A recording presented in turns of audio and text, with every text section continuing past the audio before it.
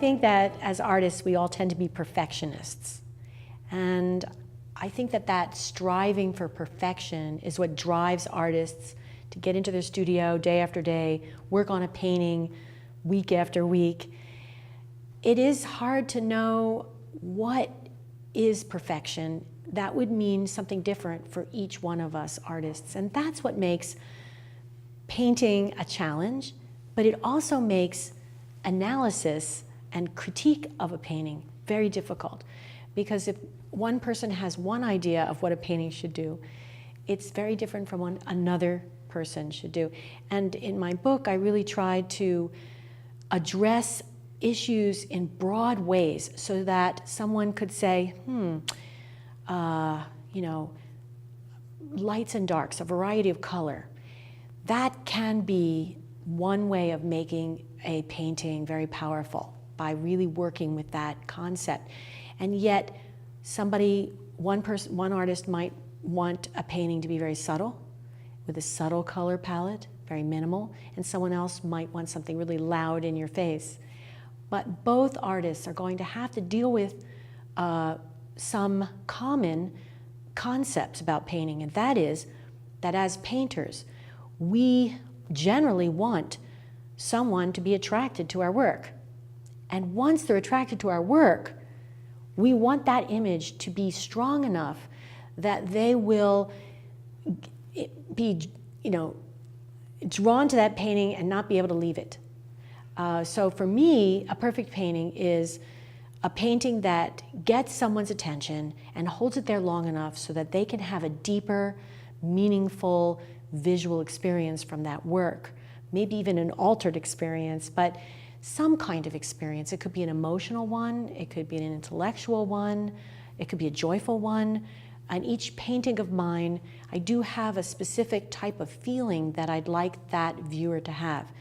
But again, if it doesn't draw your attention and it doesn't keep it there, you're not really going to get any kind of experience from that viewer. So I would say that even though as painters we all have a different idea of what a perfect painting would be, or we could say what a successful painting would be, I don't look at the success in terms of whether it sells or not. I look at the success in terms of whether the result has a power to it. And one other thing I want to say about that concept of perfect paintings versus perfect and successful paintings is that one time in the middle of my career somewhere, I had an exhibit. I had like 10 paintings along with 2 other painters. So there were 3 of us in a gallery show. And it was all hung, and it was about an hour before the opening, and I went in a little early. And when I walked in, my paintings made me go, ah, like that, because when they're hanging in a gallery, it's very different than when you're seeing it in your own space. And the way it was lit, and it was different than everybody else's paintings. It had that power to draw my attention and give me a lift. And I said, wow, that's what I'm going for. I want the paintings to transform from some flat image that may be decorative or peripheral into something that goes, ah, for a viewer. For me, the painting process, I see it in 3 phases. The first is beginning, the second is continuing, and the third is completing it. And I know that sounds very simplistic, but what I realized is that each phase, beginning, continuing, and completing, had a very different focus, a different energy that I needed to get through from one phase to the next. The beginning phase felt like freedom, and the continuing phase felt like faith. I had to have faith that the image would work, and the completion felt like healing.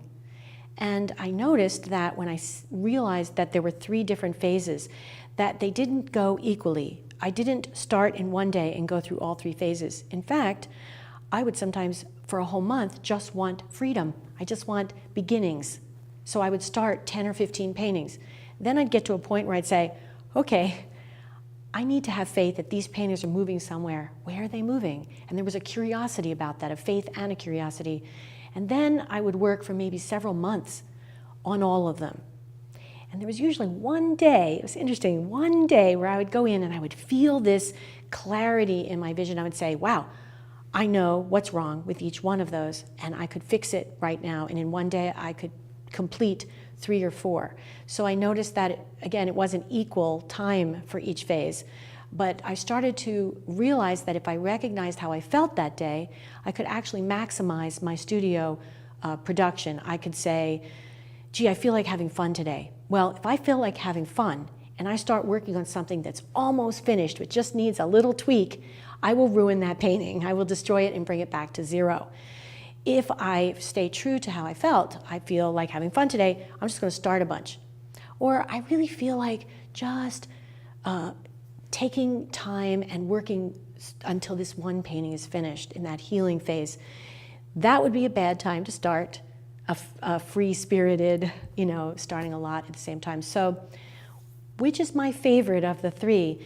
I like them all, and that's why I'm able to start and finish paintings. I have some friends that can never finish anything, and maybe they just need to think about that 3rd phase a little bit. But for me, it's my favorite phase if I'm matching it to how I feel in that time period. My inspiration comes from many sources. Lately, I've been using the Asian feel, and historic Asian work and contemporary Asian work. I'll go on the internet, I'll look at a lot of images, I'll head for the Asian wing whenever I visit a museum. There's something about the Asian work that really intrigues me, and I think that it seems to be something different every time I look at them, but I like the flatness of them that's combined with a deep space. And I think that that's a really interesting challenge, is to have that illusion of deep space and the flatness.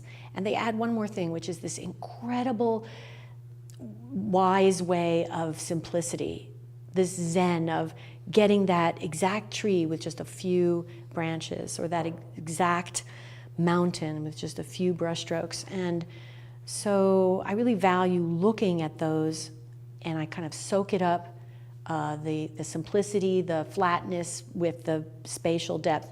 And then when I'm painting in my studio, I kind of go off on different tangents, but I use those 3 kind of concepts as inspiration to continue with the painting and see where it can go. If I had to define my philosophy of painting in one sentence, I would say it would be involving meditation. And that meditation is a non-physical way of connecting to something higher or something deeper. Some people say God, some say divine, some say our rich inner self. Whereas painting is a way of connecting with a physical, connecting with a tangible item and an action.